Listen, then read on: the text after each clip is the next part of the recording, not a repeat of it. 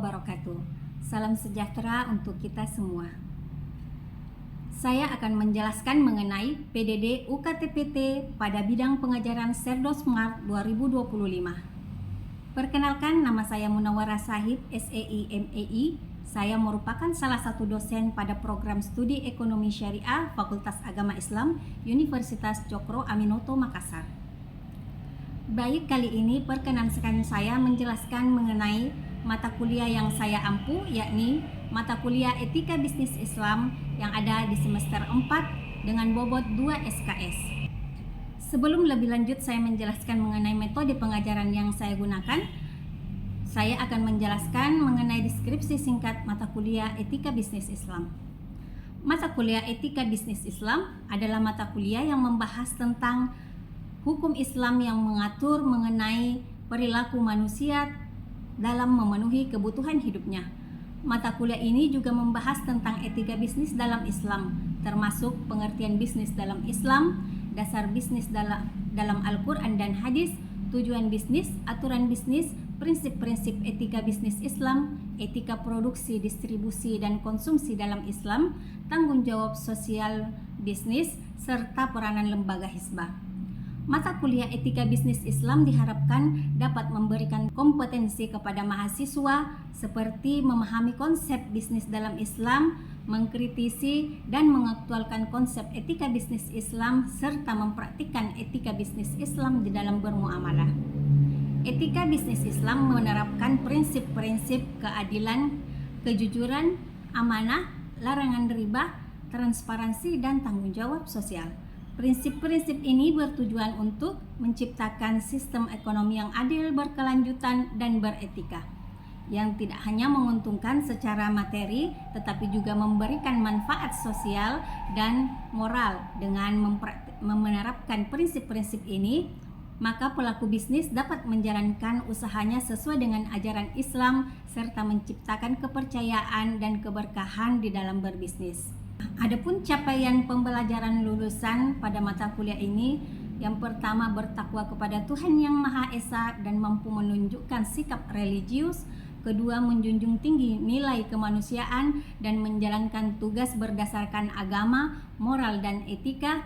Ketiga, berkontribusi dalam peningkatan mutu kehidupan bermasyarakat, berbangsa, bernegara, dan peradaban berdasarkan Pancasila. Dan keempat, mampu mengembangkan teori dan konsep etika sesuai dengan prinsip-prinsip ekonomi syariah. Adapun capaian pembelajaran mata kuliah Etika Bisnis Islam, yang pertama, mahasiswa mampu memahami konsep bisnis dalam Islam. Kedua, mahasiswa mampu memahami konsep etika bisnis Islam. Ketiga, mahasiswa mampu mengaplikasikan etika Islam dalam kegiatan ekonomi. Dan keempat, mahasiswa mampu menganalisis kasus yang berkaitan dengan etika bisnis Islam. Sedangkan sub CPMK pada mata kuliah Etika Bisnis Islam, yang pertama, mahasiswa mampu menjelaskan pengertian ruang lingkup dan aktivitas bisnis Islam. Kedua, mampu menjelaskan konsep dasar etika bisnis Islam, mampu mengemukakan kriteria praktek bisnis yang dilarang dan diperbolehkan, mampu menggambarkan pandangan Islam tentang tanggung jawab sosial pelaku bisnis, mampu menegaskan peranan negara sebagai institusi pelaksana bisnis, menelaah perilaku bisnis di Indonesia.